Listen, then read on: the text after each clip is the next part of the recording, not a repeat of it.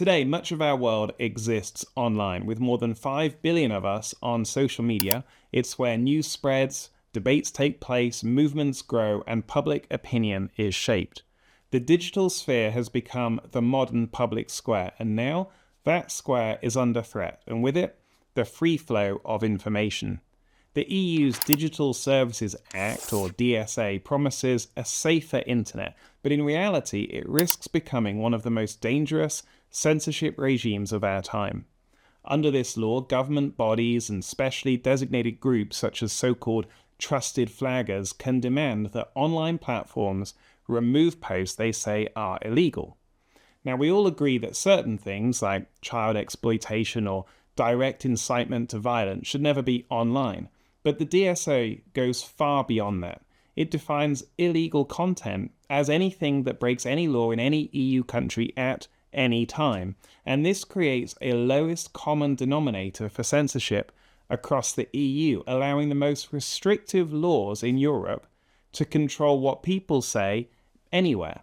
And it doesn't stop at Europe's borders. The DSA opens the door to global takedown orders. That means speech that's perfectly legal in your country could still be removed everywhere in the world just because a regulator in any number of European countries says so. The US Congress's House Judiciary Committee has warned that the DSA could end up restricting constitutionally protected speech even in the US. And think about what this means in real life. A post raising questions about government policies, an article challenging mainstream narratives, a video like this one even.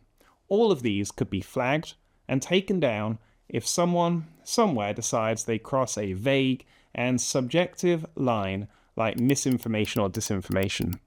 And this isn't just about politics, it's about whether we can still have meaningful, robust conversations and debates online. We've already seen what happens when the space for free expression shrinks.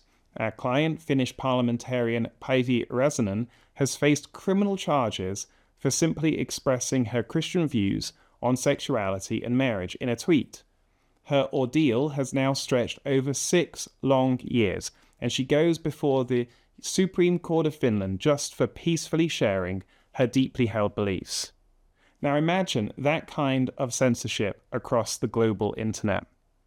That's why more than 100 free speech advocates from around the world have signed an open letter that we authored addressed to the European Commission.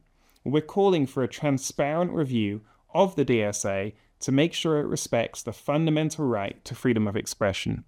And we need your voice too. Free speech is not a luxury. It's the foundation of every free and democratic society. History demonstrates time and time again, if we lose this freedom, it's very hard to win it back. So please go to adfinternational.org/open, read the open letter, and add your name. Together, we can make sure that Europe's digital space protects, not censors, our voices.